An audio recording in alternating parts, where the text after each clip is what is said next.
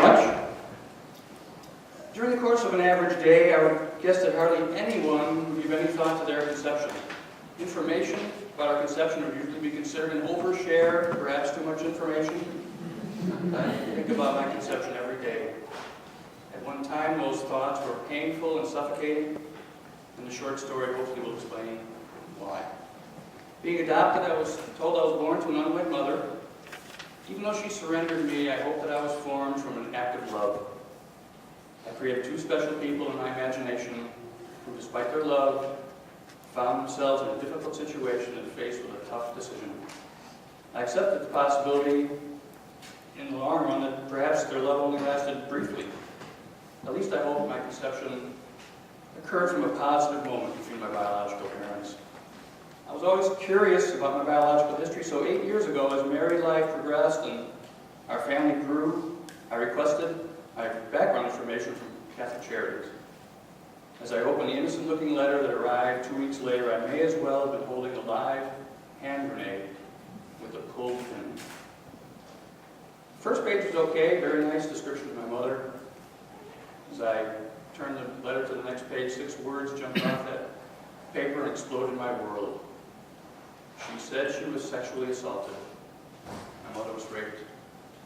She said the attack occurred as she walked home from work, and that's how I was conceived.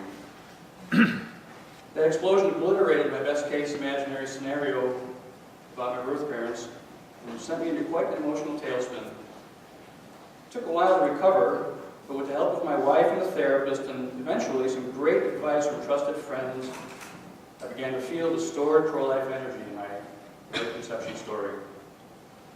Acceptance of the story was aided by a renewal of my faith and trust in God, also aided by growing energy inside that inspired me to look for ways to get back to the system that saved me and legally protected me when I was born. Consequently, my birth was partially due to timing.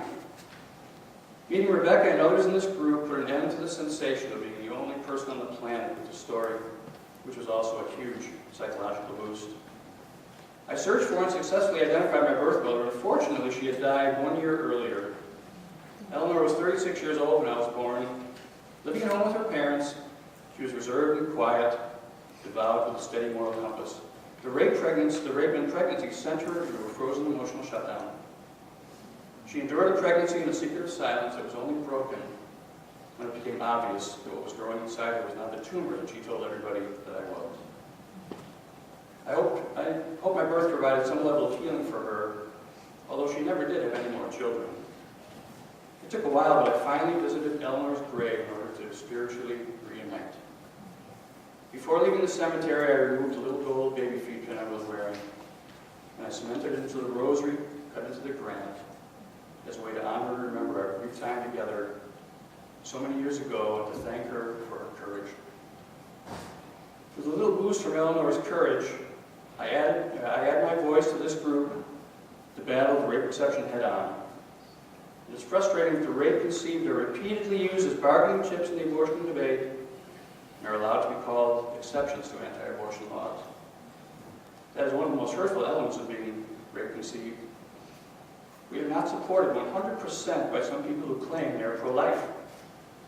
The other side attempts to define this issue, and some on our side are deceived into believing that we are the rapist baby. We have no value, or their lives are just not worth fighting for. Hopefully our stories will help to put human faces in the place of the abstract concepts many people have about rape conception. Our stories do have the power to soften people's hearts and change minds. We are not the rapist babies, we are children of God. We are proof that there are no unwanted lives. I now know the gift that I have been given, not just the gift of life, but the gift of this unique story and the perspective it gives me about the sanctity of all life. Thank you all for your dedication to the pro-life cause. Thank you for fighting for life. For me, you represent the pro-life warriors of my preborn days. I wish to honor you and honor them through you. Every life matters.